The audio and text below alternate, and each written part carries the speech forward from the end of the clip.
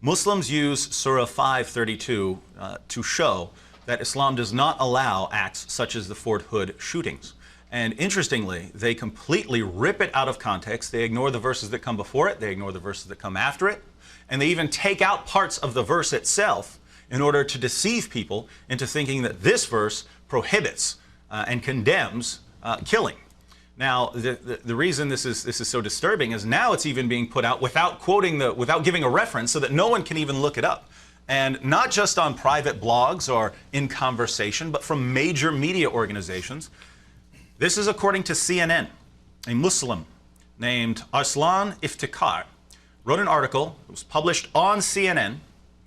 The article is titled, "Murder Has No Religion," and he begins. This is the only evidence he gives.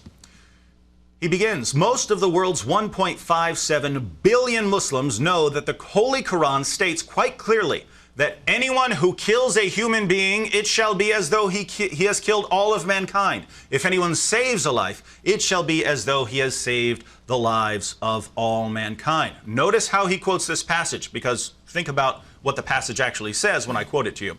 As he has described it for his Western readers who aren't familiar with the Quran, the passage reads, "Anyone who kills a human being, it shall be as though he has killed all mankind." So anyone who kills someone, it is as though he killed all mankind. This is what the Quran teaches. So if you're a Fort Hood shooter, should you be killing anyone? No, anyone you kill, it's as if you're killing all mankind, and you obviously shouldn't kill all mankind. Now, when we are given a passage, we have to consider various things. One, we certainly want to consider what the verse actually says, rather than the verse as it's been altered and dissected by Muslim propagandists in the West. And also, we want to consider the context. What is the point of the verse? What came before it? What came after it? These are the things we want to look to. And when we look to this context for this passage, it means the exact opposite of what this Muslim is saying it means. First of all, let me just give to you what the actual verse itself says before he altered it and took parts out. This is what the verse actually says. "For this reason did we prescribe to the children of Israel." Notice what this says. This isn't saying, "and we have revealed to you Muslims." This is saying that this is a law that was given to the Jews, the children of Israel, and this comes from the Talmud. Interestingly, it's not a revelation from God at all. It's a comment by a Jewish rabbi.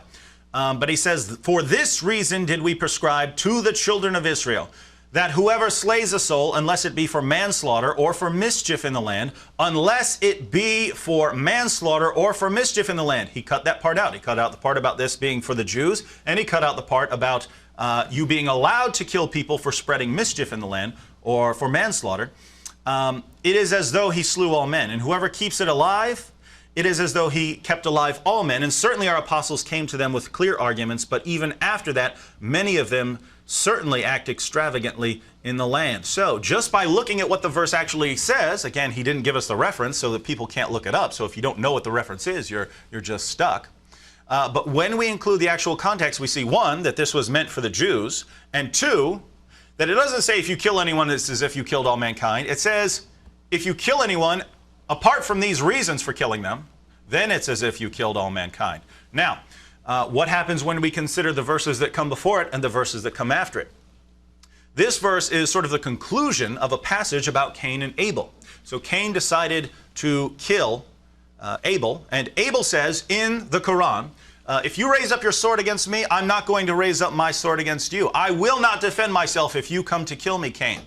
Now, think about that. Can Muslims apply this situation to themselves? Can they say, this situation applies to us? Of course they can't. Of course they can't. Muslims believe they can defend themselves, and that if someone is coming to kill them, they can raise up their swords to defend themselves. So I don't see how a Muslim can ever apply this passage to Muslims in general, and they wouldn't want to, except for the fact that they can misuse the conclusion of this verse. So that's what we have, and Cain, of course, kills Abel, and then a bird comes and teaches Cain how to bury Abel. And then we have the verse about Allah prescribing for the children of Israel based on this situation, that if anyone slays someone, unless it's for manslaughter or for making mischief in the land, it'll be as if he has killed all mankind. And now we've considered the context before, and let's consider the verse after. The punishment of those who wage war against Allah and His apostle and strive to make mischief in the land is only this, that they should be murdered or crucified, or their hands and their feet should be cut off in opposite sides, or they should be imprisoned. This shall be a disgrace for them in this world, and in the hereafter they shall have a grievous chastisement. So here we have a passage that is clearly applied to Muslims. The very next verse, so this man quotes 532, says, this condemns killing anyone. What does the very next verse say? The punishment of those who wage war against Allah, so you're fighting against Islam, you're fighting against Muslims, and strive to make mischief in the land if you're causing problems in Muslim lands. The punishment for this is that they should be murdered or crucified, or that their hands and feet are cut off, or that they be imprisoned. Think about this, because when we go to the commentators, we find out what these terms mean, what it means for spreading mischief in the land. Spreading mischief in the land can apply to all things, all kinds of things. Spreading Christianity or Judaism among Muslims, apostasy. Definitely, if you're bringing a military into a predominantly Muslim country and trying to conquer or enforce your own sort of government on them, this will qualify as spreading mischief in the land. But what we find is that if you're waging war against Islam, if you're in a war against Muslims, or if you're in Muslim countries trying to spread trouble, according to Islam, then Muslims are supposed to kill you. Think about Fort Hood. It's a military base, the military base of the United States of America, which is in a war with more than one predominantly Muslim country. The people who were killed were mostly people who are about to be deployed to these Muslim countries to go and, according to Islam, spread mischief, enforce the will of the United States in these countries. According to this very verse and the verse that follows, that this Muslim quoted on CNN to show that Islam is peaceful and would never allow a Muslim to fight against military targets here in the United States.